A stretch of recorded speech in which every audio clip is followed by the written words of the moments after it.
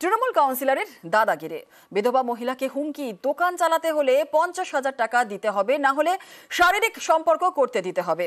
কোনোটাতেই রাজি না হওয়ায় দোকান ভাঙচুর। এমনই চাঞ্চল্যকর অভিযোগ সোনারপুরে। মানতে নারাজ তৃণমূল কাউন্সিলর।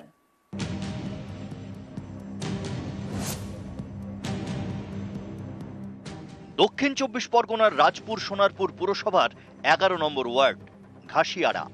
এখানেই বড় রাস্তার ধারে জামা কাপড়ের দোকান চালান এই মহিলা। দোকানটি আগে চালাতেন তার স্বামী, তখন ছিল সবজির দোকান। বছর 3 আগে তিনি মারা যান। তারপর কয়েকদিন সবজি বিক্রি করেন মহিলা। এখন জামা কাপড়ের দোকান। এই দোকান থেকে যা আয় হয় তা দিয়ে কোনো রকমে পেট চলে।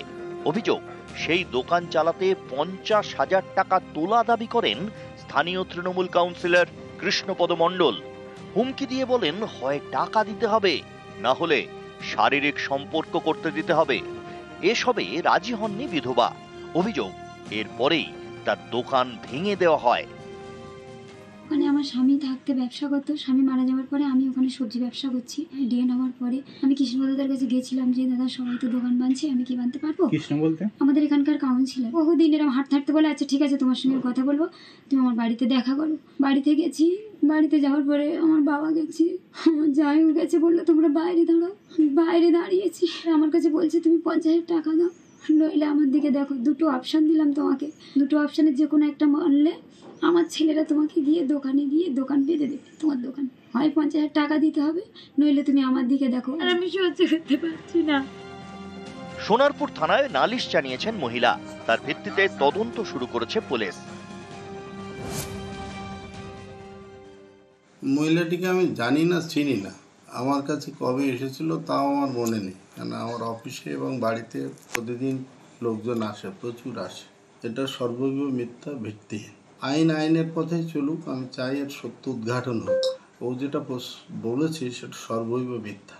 ওকে আমি চিনি না, জানি না, তা আমি টাকা চাইবো কি আর এইসব উল্টোপাল্টা প্রস্তাবও বা কী দেবো বুঝতেই পারছি না। মেয়েটা এরকম কেন করলো? আমি দৃঢ় বিশ্বাস এর পেছনে বিরোধী রাজনৈতিক দলের গভীর চক্রান্ত আছে। দক্ষিণ 24 পরগনা থেকে অর্পণ মণ্ডল, নিউজ 18 বাংলা। এবার আরো এক তোলাবাজের খবর। জীবন বীমার 15 লক্ষ টাকা পেয়েছে একটি পরিবার।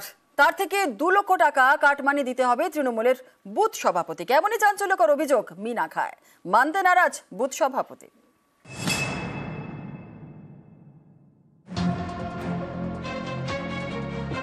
জীবন বীমায় মিলেছে 15 লক্ষ টাকা। এর থেকে 2 লক্ষ টাকা কাটমানি দিতে হবে তৃণমূলের বুথ সভাপতিকে। এই মর্মে থানায় অভিযোগ জানিয়েছে মিনাখার এক পরিবার। উত্তর 24 পরগনার মিনাখা। এখানকার বগুড়হুলার বাসিন্দা রবি ভূঁইয়া 2019 সালে গাড়ি দুর্ঘটনায় মারা যান। 6 বছর পর তাঁর জীবন বীমার টাকা পেয়েছে পরিবার।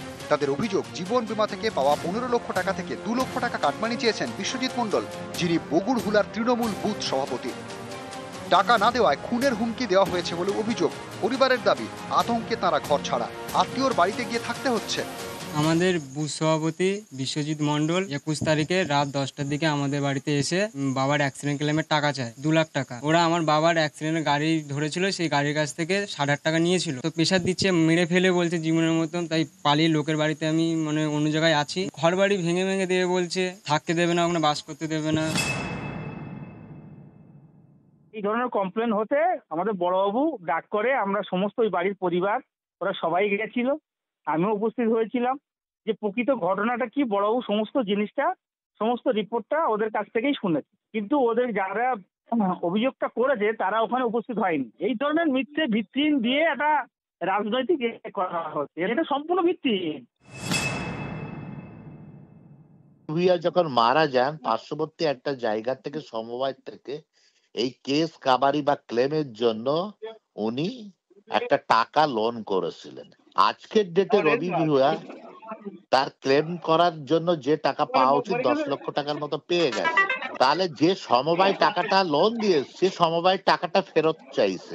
ওনার যিনি রিলেটিভ আছেন মিস্টার ভুইয়ার, ওনার বিরুদ্ধে পাল্টা এফআইআর হয়েছে। উত্তর 24 পরগনা থেকে অনুপম সাহা, নিউজ 18 বাংলা।